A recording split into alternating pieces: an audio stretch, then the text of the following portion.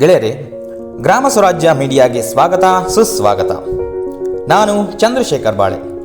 ಈ ಸಂಚಿಕೆಯಲ್ಲಿ ದೇವದುರ್ಗ ತಾಲೂಕಿನ ಕೋಳೂರು ಬ್ರಿಡ್ಜ್ ನದಿ ನೀರಿನಿಂದ ಮುಚ್ಚಿ ಹೋಗಿ ಪ್ರಯಾಣಿಕರಿಗೆ ಆಗುವ ತೊಂದರೆಯ ಕುರಿತು ರಾಜಕಾರಣಿಗಳು ಗಮನ ಹರಿಸದೇ ಇರುವ ಕುರಿತು ಚಿಂತನೆ ನಡೆಸಲಾಗಿದೆ.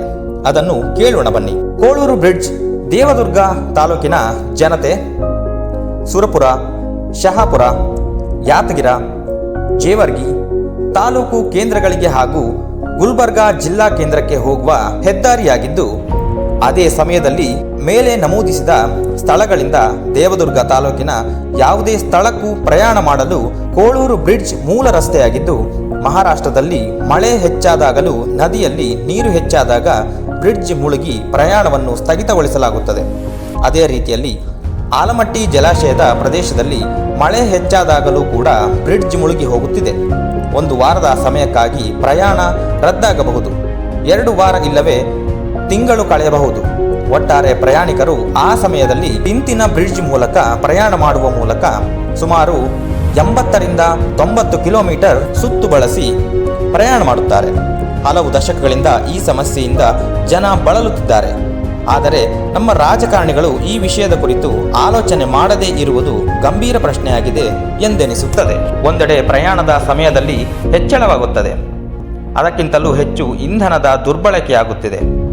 ಇಲ್ಲಿಯವರೆಗೆ ಪೆಟ್ರೋಲ್ ಹಾಗೂ ಡೀಸೆಲ್ ವೆಚ್ಚವನ್ನು ಲೆಕ್ಕಾಚಾರ ಮಾಡಿದ್ದಲ್ಲಿ ಬ್ರಿಡ್ಜ್ ಎತ್ತರ ಮಾಡುವ ಮುಖಾಂತರ ಅಥವಾ ಹೊಸ ಬ್ರಿಡ್ಜ್ ಕಟ್ಟಬಹುದಾಗಿತ್ತು ಎಂದೆನಿಸುತ್ತದೆ.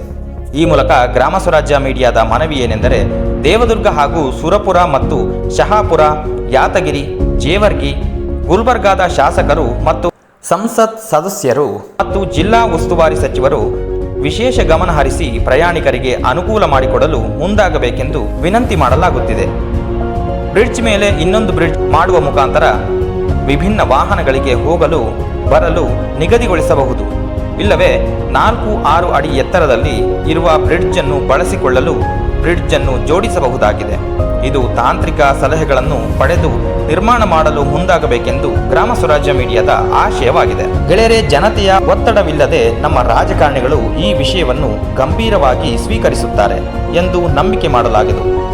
ಈ ವಿಡಿಯೋವನ್ನು ಹೆಚ್ಚು ಜನರಿಗೆ ತಲುಪಿಸಿ ರಾಜಕೀಯ ಪಕ್ಷಗಳ ಕಾರ್ಯಕರ್ತರಿಗೆ ಹಾಗೂ ಚುನಾಯಿತ ಜನಪ್ರತಿನಿಧಿಗಳಿಗೆ ಒತ್ತಡ ಹೇರಲು ಸಾಧ್ಯವಾಗುವಂತೆ ಮಾಡಲು ನಿಮ್ಮದೇ ಆದ ಮಾರ್ಗದಲ್ಲಿ ಮನವಿಯನ್ನು ಸಲ್ಲಿಸುವುದು, ಪತ್ರಿಕಾ ಪ್ರಕಟಣೆ ಮೂಲಕ ಒತ್ತಾಯಿಸುವ ಮುಖಾಂತರ ಮುಂದಿನ ಮಳೆಗಾಲ ಪ್ರಾರಂಭವಾಗುವ ಮುಂಚೆ ಸುತ್ತುವರಿದು ಪ್ರಯಾಣ ಮಾಡುವ ಪರಿಸ್ಥಿತಿ ಬದಲಾಗುವಂತಾಗಬೇಕಿದೆ.